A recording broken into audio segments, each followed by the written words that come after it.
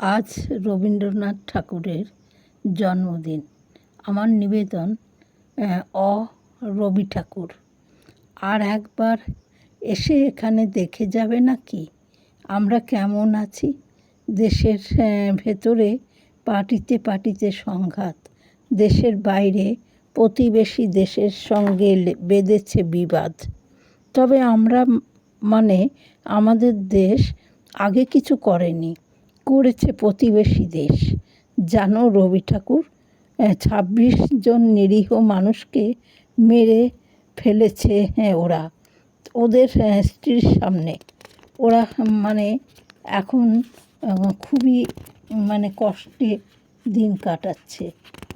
তাই এখন আমাদের দেশ প্রধানমন্ত্রী তাই ক্ষেপে গিয়ে কিছু একটা করতে চাইছেন। তাই প্রতিবেশী খুব রেগে গেছে। আর নয়, অনেক হয়েছে, তাই বেঁধেছে যুদ্ধ প্রতিবেশী দেশের সঙ্গে। আমরা চাইছিলাম না, বারবার খোঁচা মারলে একবার